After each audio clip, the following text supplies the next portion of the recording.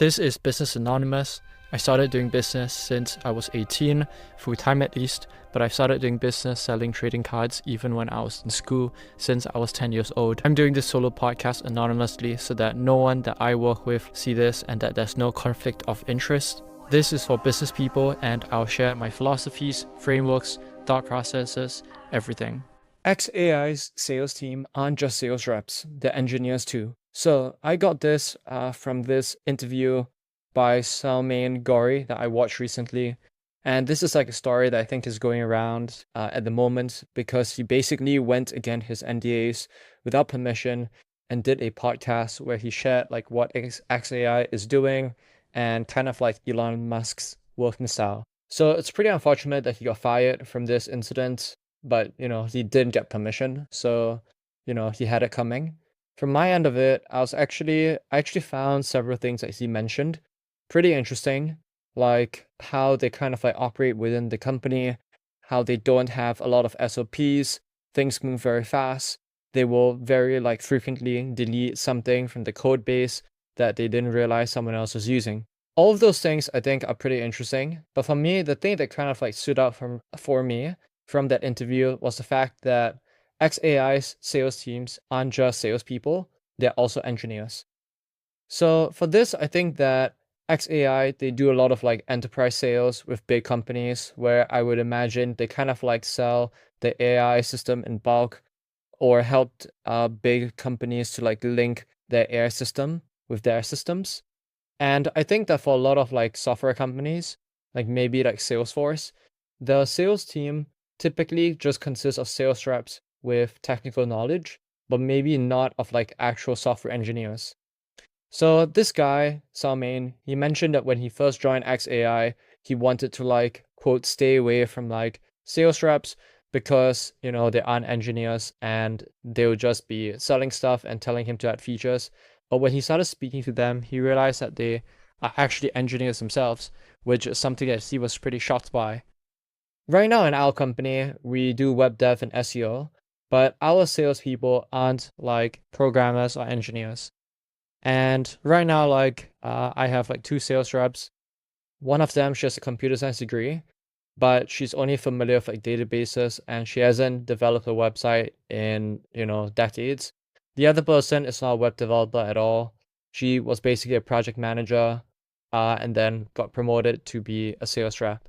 So this is something that I typically this is something that I didn't expect was even possible.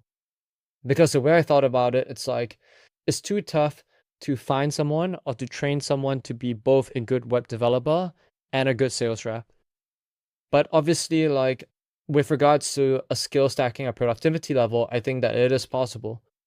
Because if you're someone who can sell and someone who can develop websites, they can obviously like have very technical discussions with the client's IT team, and there's less back and forth, there's more centralized decision making. So as the business owner myself, or the business person myself, this is something that I can do. But I didn't really think that it was possible for you to do this by getting other people with these two skill sets as well. I don't think that this is a rare concept or idea that I have as well, or misconception that I have as well, because a friend of mine with an 80% agency, when I spoke to him about a concept like this before, he said that such people like are unicorns, like you'll never be able to find such a person. And I spoke to someone else about it as well, and they said that if someone can both do the technical aspect of it and the sales aspect of it well enough, they would basically have their own company. Like they wouldn't be working for you, right? So this is something that I didn't think was like actually, I guess, possible to have such employees or talent. But clearly Elon has figured this out, and him being super famous, he's also able to recruit like amazing talent as well, clearly. But basically, like watching this interview really made me kind of like reflect on internally how we do things and redefining like the type of talent that you can, like the level of talent that you can even have in your business. One obvious thing that I think I should point out is that if you maybe have a business model with a low barrier of entry, meaning that it's very easy for someone to leave your company and then copy your exact offer and everything, there's nothing really like separating you from other competitors, then I do think that it may not be the best idea to get such talent in your company, because you're essentially like giving them all of your trade secrets, and almost like the barrier for them to leave and start their own version of of your company to compete against you would be way too easy. So for the record, I do think that's important that it has some sort of like a competitive advantage that's hard to replicate. So maybe like for SEO, that might be having a PBN that you manage, where you give backlinks to your clients at $0 or very low cost. Maybe for a web development firm, that might be the brand, or having a YouTube channel with a lot of subscribers and inbound leads. That might be another example of it.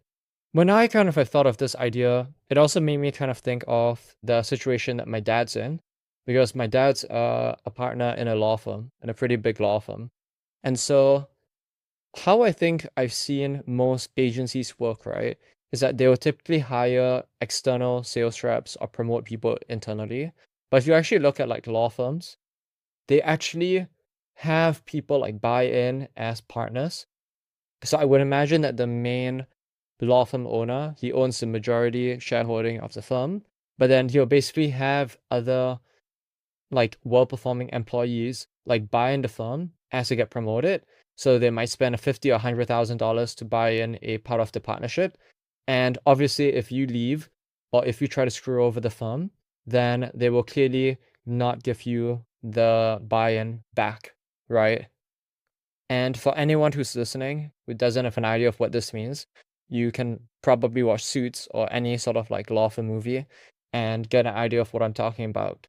Anyways, I thought that this was a pretty interesting concept, because you can kind of like combine an agency model with a law firm model, meaning that if you run an agency or any sort of business, you have employees that do it really well, and they can more specifically both do the delivery of service and the selling. So they can almost like manage their own internal department. So they're kind of like two ways to grow a business. First way is that you can have like a sales team, just like one sales team in a company, one marketing team, one delivery team. On the other hand, you can basically have multiple sales teams, multiple marketing teams, multiple delivery teams. And so it's almost like if you have a very performing employee within your agency, then that person can be a junior or senior partner. And then you can basically have that person build out their own marketing team, their own delivery team, and that senior partner will do the sales himself or herself. So in this case, it's like maybe every single team within your company will have like every single senior partner will have 5 to 6 people working underneath them. And then that person will like find their own leads, will do the sales and convert his or her own leads. Maybe like marketing might be shared across the entire company, but that person will also be doing the delivery of service himself. And to retain the employee, you obviously like give them equity in your firm. They have to buy into your firm, so they can't just like leave and screw you over. They are also like very like high quality talent. And hopefully they would be like far more motivated as well, since this is almost like their firm also, I think that this is also like an interesting concept, because I've heard of like some business people who told me that they used to work at this like company, and then when they were in their 30s or 40s or 50s, they end up leaving to start their own firm because they felt like they had reached their ceiling for growth. So, and some of these people that I've spoken to, I don't think that they actually wanted to leave their company and start their own business, but they felt like almost as if this was the only option. So this is not something that we're doing in the company, but I'm just kind of like thinking out loud that this is like an interesting concept. If you want to have a company where it almost like mimics a law firm structure, which means that you don't own 100% of the equity, but then at the same time, you can make an offer to super high quality talent and retain them in a very like systemized, logical way. Yeah.